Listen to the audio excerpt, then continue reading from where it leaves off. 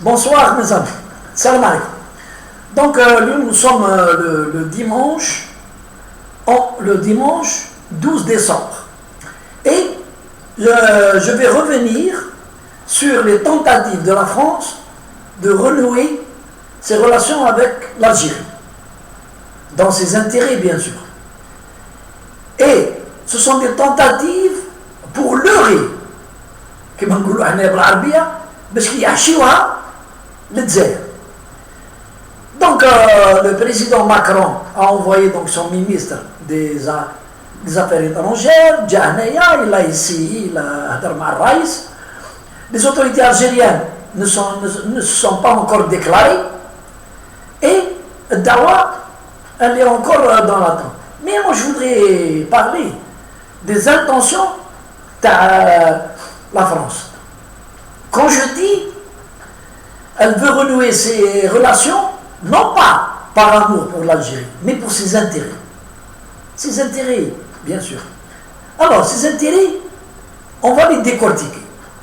Le premier dossier, on voit ce que l'Algérie accepte de recevoir une grande partie des 7200 sans-papiers qui sont en instance d'être expulsés de France.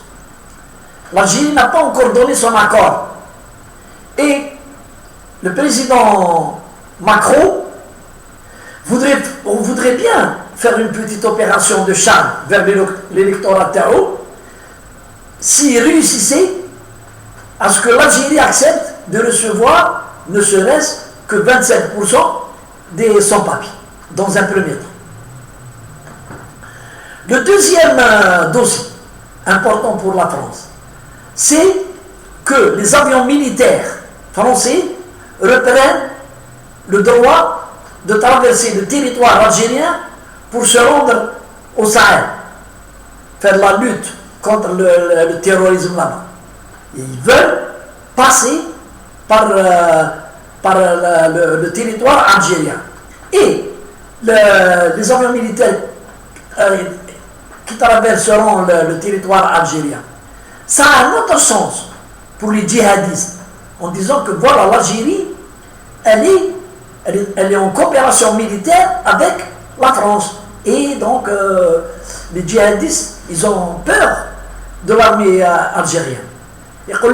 Ils vont se dire, ils vont commencer par leur donner l'accord de traverser le territoire, ensuite, ils vont peut-être engager l'armée algérienne contre les terroristes dans le Sahel. Donc, le troisième dossier aussi, il est important, c'est que maintenant, l'Algérie va se lancer dans une grande opération d'investissement, surtout dans les sous-sols d'Awa et au sud. Et le gouvernement français a bien envie de faire participer les entreprises françaises. Ils viennent ici et donc ils prennent une part du gâteau. Donc voilà exactement les trois grands dossiers qui intéressent la France. Du côté de l'Algérie, je l'ai déjà dit dans plusieurs de mes vidéos, l'Algérie n'a aucun intérêt à faire partenariat avec la France. Aucun. Je vais vous dire pourquoi. Prenons des dossiers. Le dossier du Sahara occidental. La France, elle est partenaire et elle protège le Maroc. Et elle adhère à toutes les actions du Maroc dans les instances internationales. Comme vous le savez tous, le Maroc n'a pas eu son indépendance comme l'Algérie suite à une lutte armée. Non. La France a donné l'autonomie au Maroc, mais sous protectorat. Ça veut dire que c'est la France qui dirige un peu le Maroc. Donc sur le dossier, que peut attendre l'Algérie de la France? Nous savons pertinemment que la France, elle est du côté du Maroc. Le deuxième dossier qui intéresse l'Algérie, c'est la cause palestinienne. La même chose. La France, elle est du côté d'Israël. Quoique, il y a des organisations non gouvernementales en France qui s'agitent et tout, mais la France officielle, elle est du côté, elle déclare qu'elle est elle est pour le droit international. Mais en fait, le lobby juif, le lobby d'Israël en France, il est puissant, surtout dans les médias, les journaux, les télés et tout, et ce qui fait que il y a une adhésion de la France avec Israël. Toutes les thèses d'Israël sont défendues par la France. Donc, quel est l'intérêt de l'Algérie avec la France? Reste un attrape-nigo qui ressort chaque fois. La diaspora algérienne qui vit en France. Voilà. C'est avec ça qu'on réussit à amadouer l'Algérie. Et moi, je le répète. Qu'est-ce que gagne l'Algérie avec cette diaspora? Je vais m'expliquer dans le détail. La diaspora algérienne, avec une large majorité, ont tout fait et ont réussi à avoir la nationalité française. Donc, ils sont en fait français et binationaux. Donc, ils sont français. Ils ont choisi la nationalité française, non pas pour l'intérêt de l'Algérie, mais pour leur intérêt personnel. Pour leur intérêt personnel. Ils ont choisi la nationalité française, comme plusieurs fois, pour les avantages, notamment le passeport pour voyager, et les soins, et vraiment si vous voulez, en France, c'est vrai qu'ils vivent mieux qu'en Algérie. Sur le plan citoyen et tout, ils vivent mieux. Parce qu'il y a toutes les commodités, il y a les cinémas, il y a le théâtre, il y a tout ceci, et donc ils apprécient la vie parisienne, comme on dit. Donc les binationaux, la majorité, ils ont choisi la nationalité française pour leur intérêt à eux.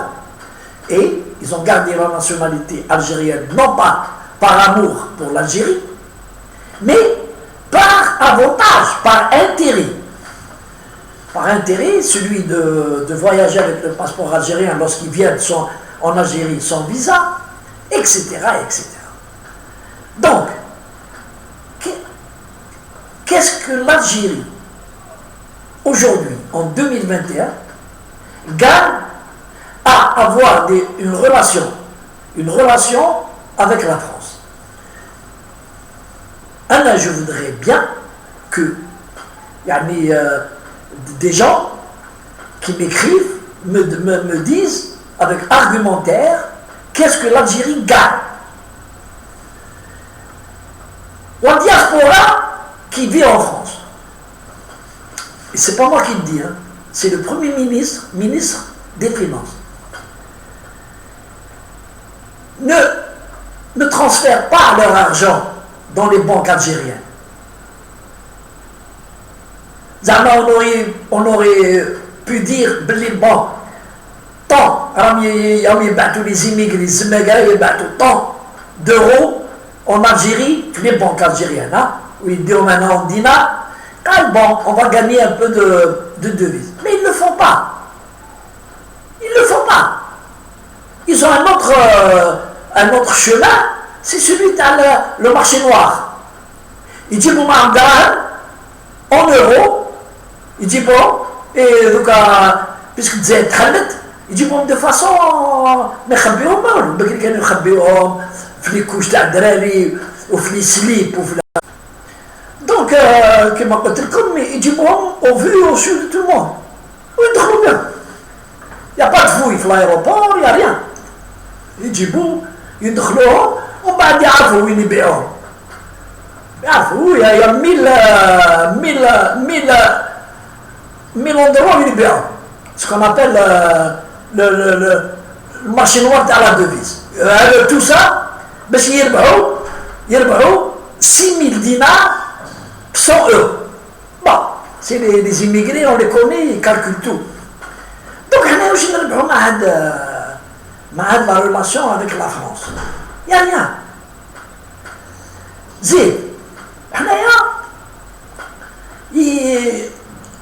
Ils viennent nous embobiner,